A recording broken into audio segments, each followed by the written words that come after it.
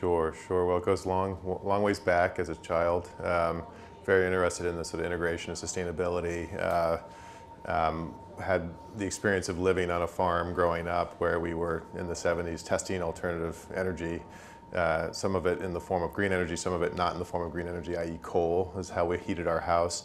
And through a lot of my early days in schools, I was always really interested in the sort of integration of sort of sustainability themes, community development, energy, et cetera. And I was fortunate to have gone and visited the New Alchemy Center when I was really young, and John Todd's center, the New Alchemy Center in Falmouth, Massachusetts, near where I grew up. So really from a young age, the issues of both consumption and demand for some of the sort of scarce resources was always sort of part of our life growing up. But really professionally, I got my start here in Portland when I moved in 1992 as a community organizer in the neighborhood associations. And it was there where I started to learn more about sort of citizen activism and how sort of grassroots work in Portland translates into a lot of very innovative activities that inform city policy making and livability.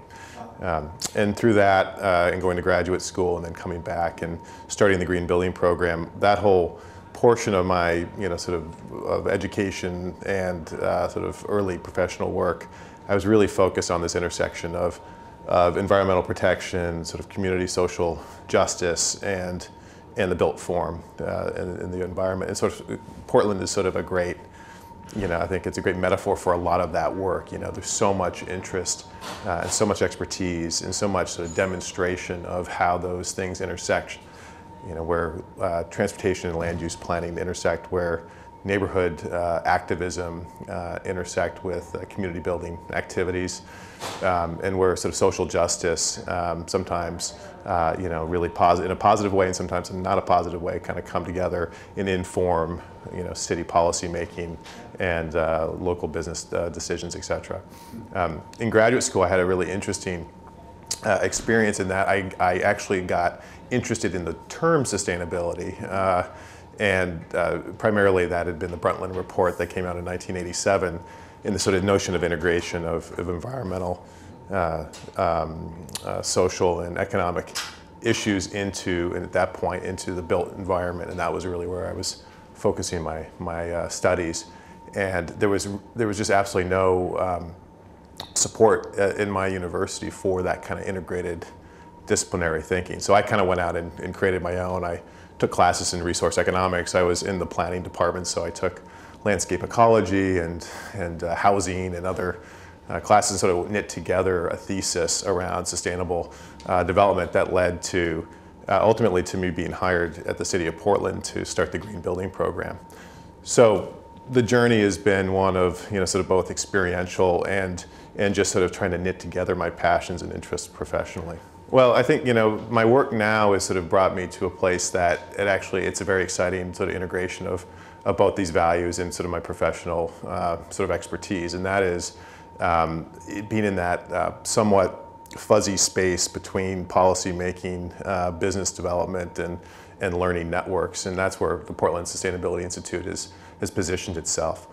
We've come together to do some of the messy work around catalyzing good ideas and looking at scalable solutions. So much of the sustainability movement to date has been very much driven by kind of pilot and sort of grassroots strategy, and not integrated in a way that can scale up over time. And what we're seeing with cities in particular taking leadership in things like climate change, where they're adopting very aggressive climate change goals, there's a huge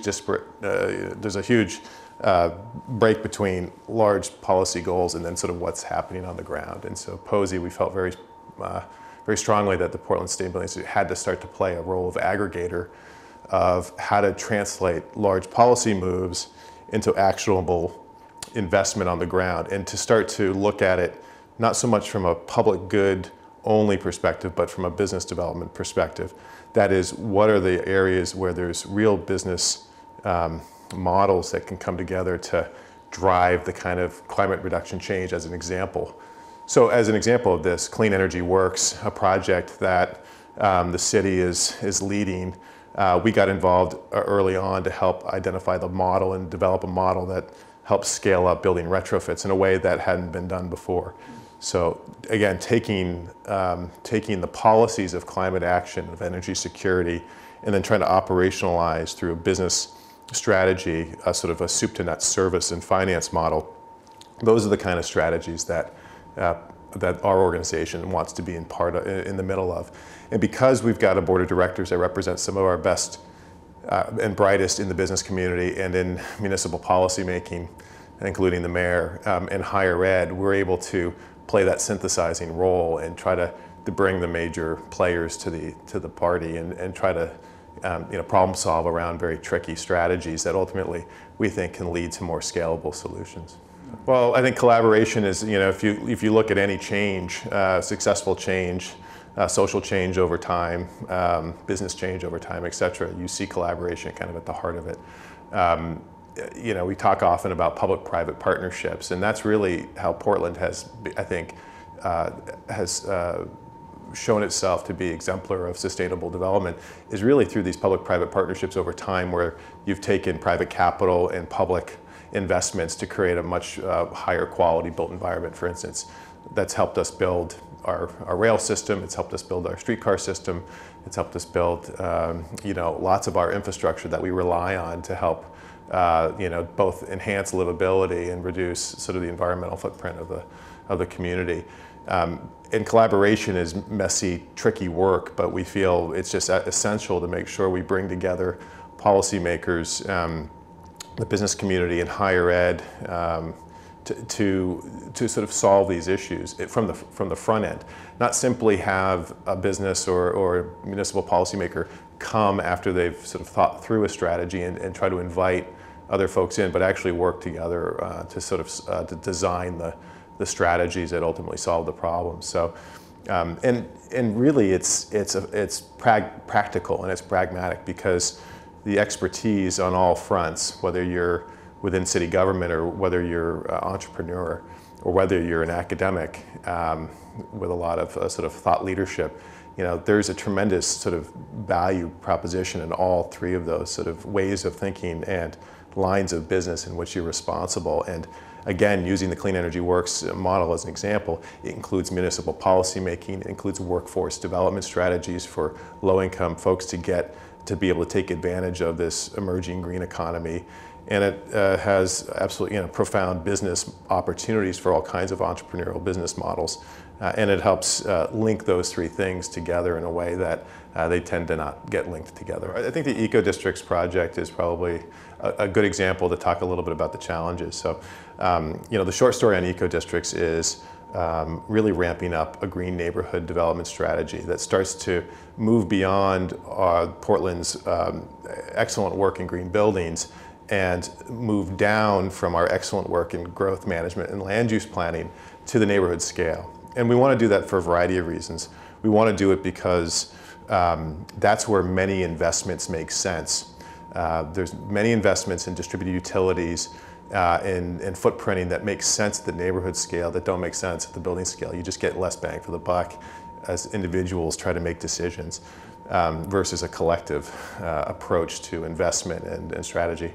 It also makes sense because it builds off of Portland's robust sort of commitment to neighborhood vitality and identity.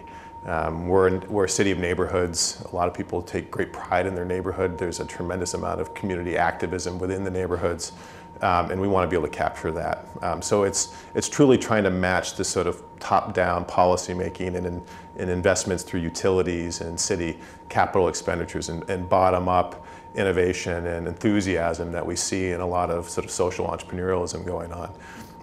But it's full of challenges because you're trying to knit these two worlds together. We've got a 50-plus technical advisory committee advising us on the standards work and what we're calling the framework for eco-districts. And it's not a simple endeavor because within the term eco-districts, you sort of assume it's sustainability writ large for every community. And of course, sustainability means very different things to different people.